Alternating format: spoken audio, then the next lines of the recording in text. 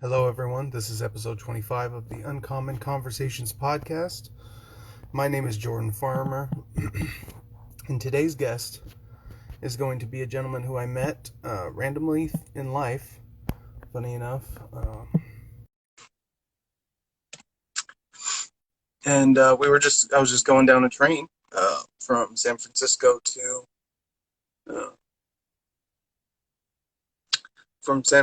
to Stockton, and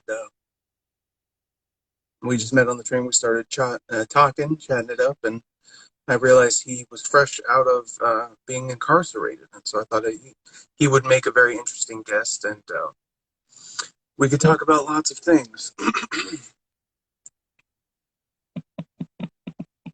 All right, I'm trying to get him on here. So just hang tight, and if this is boring, skip ahead if you're seeing this after the fact, and if you're just seeing it now, just hang tight. Once we get him in here, it'll be probably a shorter one today. We don't have a whole lot of topics to get through, and but I hope it's entertaining, and I hope you guys enjoy it and stay plugged in.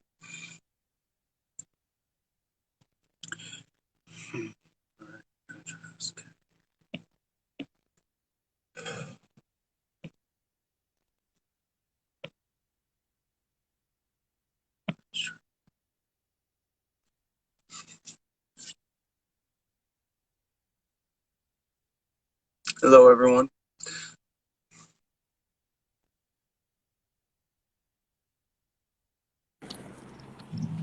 Hello, sir. Hey. Mr. Jordan. How are you doing, my man? Man, I'm good, buddy. How are you? I'm doing good. So, dude, it's really dope to have you on here. I love your hat. Where are you at right now? I am in Hollywood on the Las Palmas, and I want to say, I couldn't tell you the street. Hold on one second. You will know. I want to say Right Yucca. on. It's Yucca. Oh, okay. Las Well, Palmas that's cool, and man. Yucca. It's dope that you're in Hollywood. I'm still up in Stockton. So for Okay. those in the audience who don't know, me and him met on a train from San Francisco to. Well, I was going from San Francisco to Stockton. He was going past that, and we started chatting, and I got to know this wonderful gentleman, and felt like we need to hear what he has to say. So, would you like to just share a little bit about where you're at in your life and what the last 2 months of your life has looked like? So, Jordan, you know some of it, but so I'll share. I was just released from San Quentin State Prison. I was serving a 5-year sentence for bank robbery. I'm a recovering drug addict. I was lost in the world, lost in myself, stuck on stupid, made some poor choices throughout my whole life, like we all do. Fortunately, I'm learning from the mistakes I made. I'm currently in Hollywood. So when you are arrested in California and you go to prison, wherever you committed your crime, you have to return back on parole to that same city or that county. So as a result, I am here in Hollywood. I wanted to go to the Bay Area at first. I'm kind of glad I came to Hollywood, to be honest. So, but now I'm studying. When I was in San Quentin, I started learning HTML, CSS, and JavaScript through the Last Mile program. It's a coding program for incarcerated. When I was released, they introduced me to a boot camp called Reboot LA. It's for a tech company called Sabio. I've been studying with them for the past couple of months and should be in their boot camp hopefully next week or the week after, whenever the next cohort starts. That's really what I have going. I've been pushing for Jesus Christ. You know, I'm a born-again soldier in Christ, man.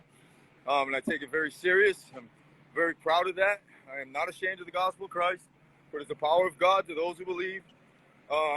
And that's another part of my mission. Jordan, if you don't mind, I'm going to plug my little basicministry.org. We have that up and running. It's officially became a LLC yesterday. There are a couple of reasons why we went LLC and not nonprofit, but we're just trying to. The mission statement is this: very simple. It's preaching the gospel of Jesus Christ without saying a word. And so we just go out and love on people, man. Tell them there's another way. Those who are drug addicted, those who are homeless. Today, that's all I'm doing. I'm handing out clothes, and like right here's a bag of socks I got at Target. I just go to the encampments, and tell them about Jesus Christ. Hook them up with some fresh feet, man. You know. So That's amazing. That's amazing, man. That's great work. That's great work, man. And it makes sense, honestly. Like from my perspective, it makes sense to be an LLC because it gives you a lot more freedom. And if you could create some sort of like products or packages where people are buying stuff they want or dealing in stuff they want, and that feeds these kinds of programs, it's a little bit more sustainable than, you know, if people don't feel like giving you money this year as a charity, you don't get any money, you know. Well, it also allows those people who are donating, if they're donating cash, if they're doing, you know, whatever the case, it's a tax write-off. Oh, okay. Yeah, so it makes way for all of that stuff. I don't know the logistics. I have someone who's helping me with it. I'm going to sit down here so I'm not walking.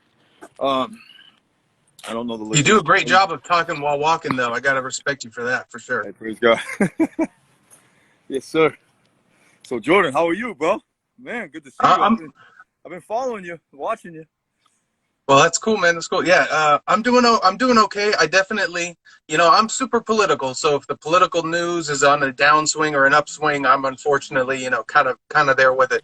So obviously, we've been dealing with a lot of stuff post Afghanistan that's a little bit dark. But the main thing for me has been this election that just happened here in California. So you were obviously aware of it, the recall election.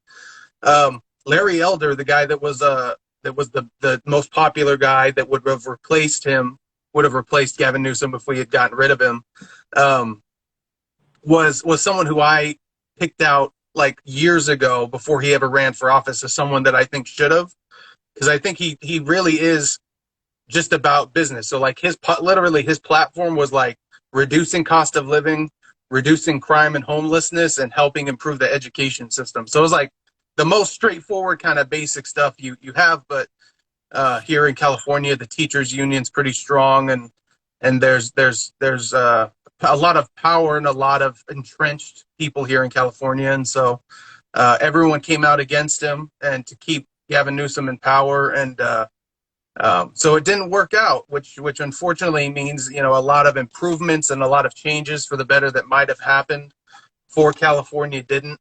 And so that's had me really bummed out, man, because I feel like that was a huge opportunity cost, and it's also contributing to my own thoughts and decision making on whether I should stay in California and try to be politically active here and fight, and I've kind of gone the other direction with it, where I'm going to go probably to another state and try to live there, because the unfortunate cost of staying here is like you're dealing with the higher cost of living. You're dealing with different, you know, levels of business taxes and things like that. So that on top of the fact that like the recall wasn't close, like the polls and stuff were like, it was 50-50, but afterwards it was like 70-30, 60-40. Like there was a huge gap in the way it went. So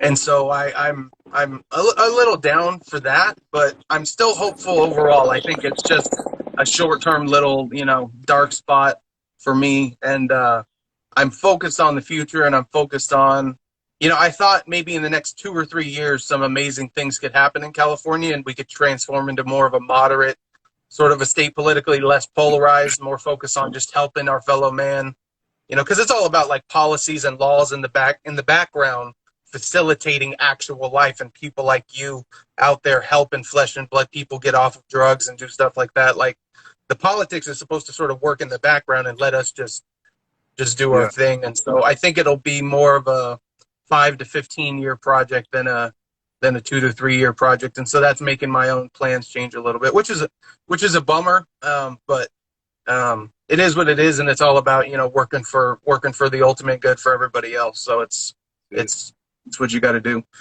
But that was a long rant. But no. Yeah, It's good. It's good. So I just want to say real quick, I don't honestly, and I don't knock anybody, but I never really got into politics. I never paid attention, and I'm starting to now because I realized, before it was only because I'm like, my voice don't matter. They don't care what I have to say and like all of this stuff. And I'm starting to realize how opposite it really is. Like our voices are so important, and especially like what you're doing right here with this platform, dude. You're going to validate people's voices. That's what you're doing. Like, and you're putting it out there. And so I think it's huge. And you actually make me want to like dive into what is this guy talking about? Like, I want to see what's going on. I know it's broken. I can just look around and see that something's wrong with this government and the politics and all of that stuff. But I want to know like why and how and the different, the stuff, like you said, behind the curtains, what's really going on. Because I don't know. Because I gave Yeah. up for so many years on it, I have no idea what's going on. All I see is what's in front of me, and all I know as far as like a remedy is only like what I can do immediate, like Yeah. going out the way I'm doing it. Like, and I know that's Yeah. just a bullet wound. A Band-Aid on a bullet wound. I'm not really solving anything. I'm helping people get through the day and stuff like that. But it really, what in the long run, what am I accomplishing? Not much. You know what I mean? And so I think it's such a grand scale that that it has to be done politically. Something has to be done systematically, not just on the surface like this.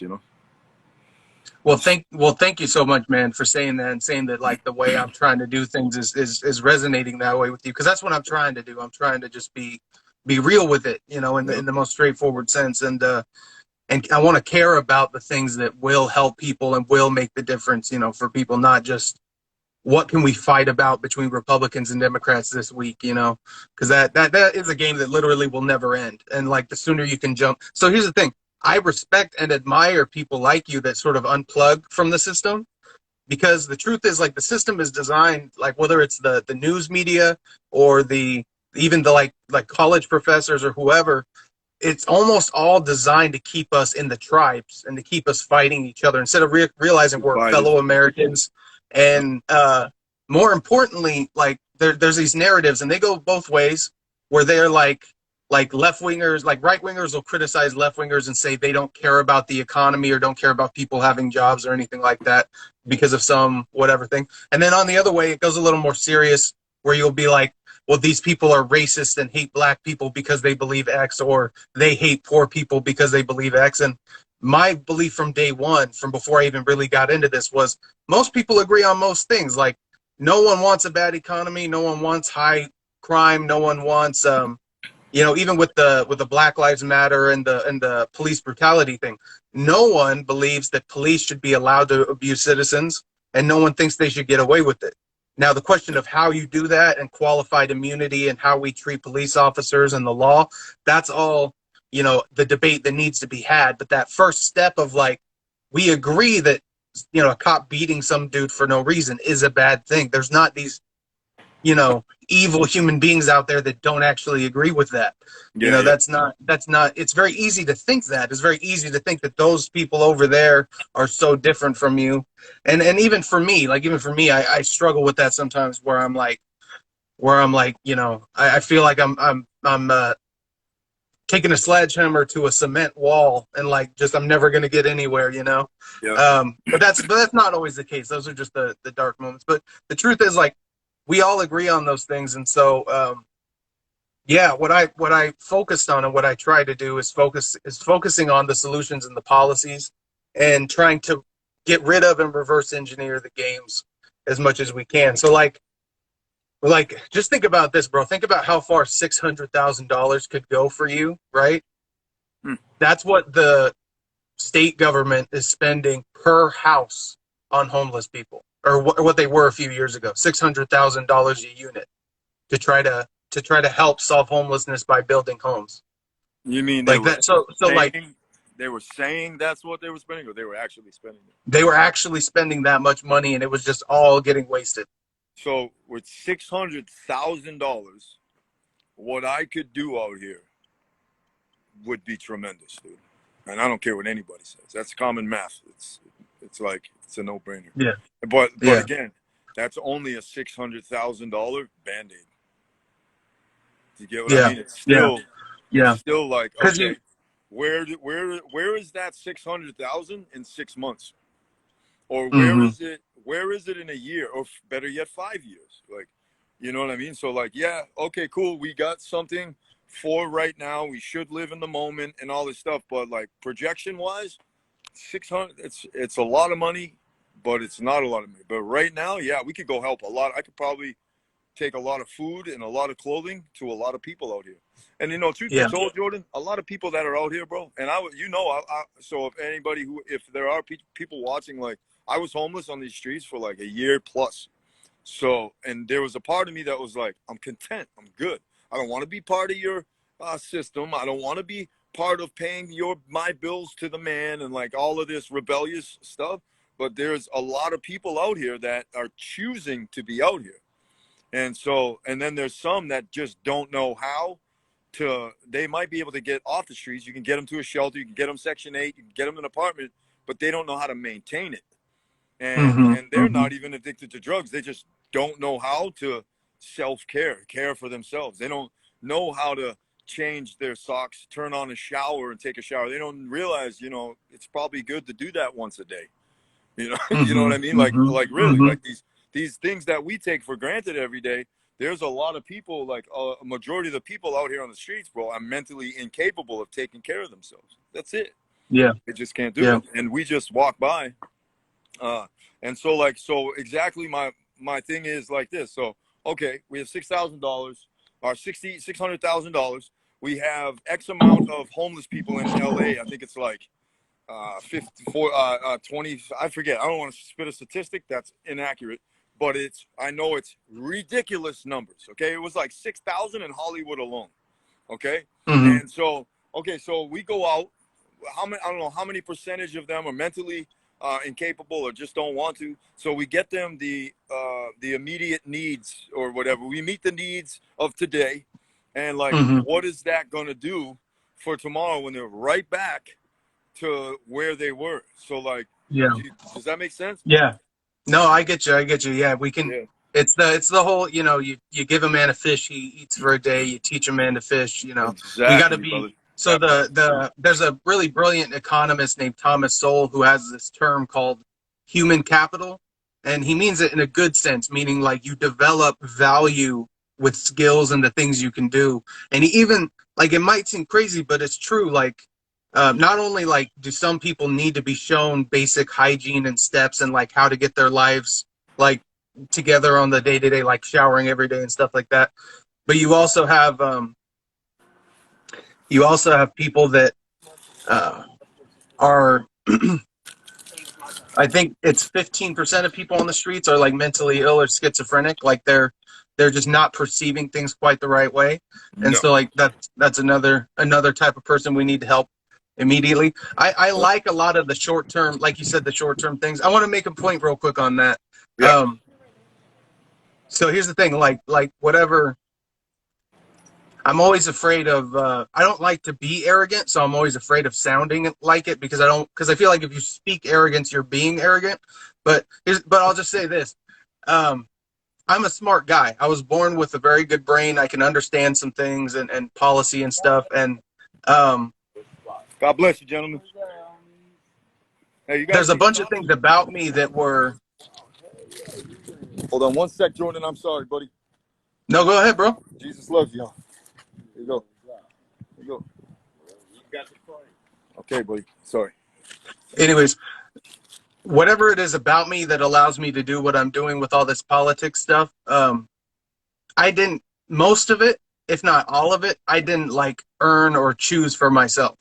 Like I was born the way I was born. I was raised the way I was raised. I was given this set of circumstances that I was given, and I'm just trying to do what I can that's good with it. So for me, when I look at anyone else out there that's actually doing stuff, I'm just talking, bro. Like however you want to frame it, you can frame it. So I could be like, I'm just talking, complaining about these problems and just, on Instagram all day, right? Like you could say it that way. And then you can say you're out there giving food and clothes and actual things that people need right here and now and solving their immediate needs. You're just doing your thing that you can, that's your path, and like it's highlighted to you. Like we're all born with a certain nature, and certain things pop out at us and show themselves to us through God and through the world because of the way we're born. And so Right. like I would not want to dismiss what you're saying as a Band-Aid type of a thing. I think there's a lot more meaning to it, but I understand I understand where you're coming from. And yeah, there are these more long-term issues um like good habits, just like, you know, are you productive? Are you out there trying to get stuff done with your day? Do you understand that like it helps you to participate and like be engaged in this system? It's not all evil. And then also, you know, mental health, addiction, and Yeah. also cost of living and opportunity. Like if you don't have a job you can go do, like it's hard to go get a job, right? You got to have something that like you have the skills for and the opportunities there, and Yep. you can you can piece that together, because it's very easy to even have the skills and not have access to the opportunities. So yeah, So so I think it's just we all got to be working. We all have to be working towards the good, yep, towards God's ultimate will, that's and it. that's it. So That's all we got to ask of ourselves. so I'm thinking, right? I'm like, well, if I had a bullet wound, I'd rather have a Band-Aid than nothing. Yep. Yep. Okay? Exactly. It's like, Exactly. and The Band-Aid could save your life. yeah, and you know what? You never know, bro. Honestly, you never know what somebody making one kind gesture to somebody can like cause. It could be like this amazing ripple effect to somebody who does have the resources and does have the ability to like do more than you know, that can stitch up the bullet with whatever the case is. Like you never know where it's leading. And yes, I am poor and I am broke right now and I am fresh out of prison, but I'm doing something. We got to do something because I don't think there is ultimately, oh, there's the solution. You know, there's no solution on the horizon, but there is like, there's better, Yeah. right? There is no magic one size fits all solution. There's a No, thousand good steps in the right direction. that's it. Like there's a Yeah. thousand little individual things, and like once we, you know, and each one of those is a victory, and getting most of those done is a victory. So yeah, there's no utopia, but there is like the ultimate sort of higher end of what we can actually get done, like the best outcome we have on the table, and we absolutely should aim for that. Absolutely. Yep. Absolutely. So so you talked about like sort of being apolitical and not interested. Um what was that growing up for you? What did politics look like for you growing up, with, you know, family, friends, or just sort of how it was talked about, if at all? All right. So, bro, I grew up in a broken home. Um, there wasn't, I don't recall any type of political talk. Well, we grew up on welfare, 5 kids. Um, so we were like the food stamp kids. I'm talking the cash ones with the different colors for different amounts and all that. Um, Mm-hmm. and so like government cheese, it's a real thing. And like, you know, canned meat, it doesn't even say what kind it is. It's just meat and stuff like Mm-hmm. that. So we weren't, and I don't know if I told you, my arrest record starts at 9 years old. So like Oh literally, dang. I was put in handcuffs when I was 9, bro, and been on probation ever since until like 5 or 6 years ago when I came to prison. Now I'm on parole. Um, hold on 1 second. We got a loud truck right here. Um, You're good. so as far as the system went for me from a young age, I had nothing for it. I didn't Yeah. really care. Like I had this rebellious attitude from the rip, dude. And Yeah. it was partly because of the stepfathers that my mother had into the house, and also as a result of being arrested so many times at such a young age. I Yeah. started using drugs at that age, like that.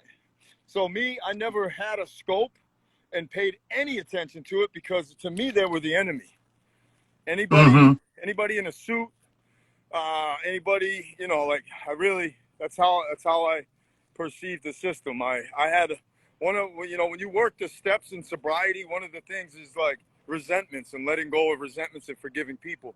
Part of those resentments sometimes can be the system itself. And so, Mm-hmm. like, part of my resentment was to the system, and that's something I still have to work on, like authority figures and stuff like that. Um, it's like I don't want nothing to do with it, but I thought the solution, like rebelling, was going to be the solution. And like I told you just a little while ago, now I realize that it's important to know all this stuff, because how can I combat an enemy without knowing how they operate?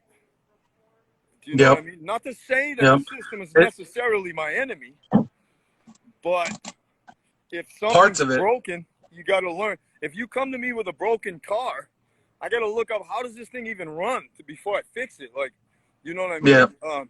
So it's just like that. Now I'm more open to it. I'm sober. I also found that holding myself accountable for my own situations after a certain age is a huge part of it, because I can't blame the system for everything. Like, not every choice that I made was a result of this broken system. So if I don't hold myself accountable, I won't be willing to forgive. I'm always going to have blame to pass. So there's always going to be that. You get what I mean? Does that make sense? Yeah. No, that Yeah. makes absolute sense, man.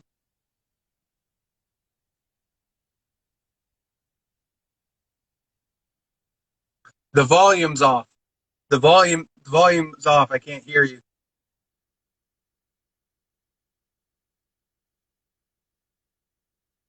Hmm. Yeah, I still can't hear you, bro. I still can't hear you. We'll we'll reset it. We'll have to reset it.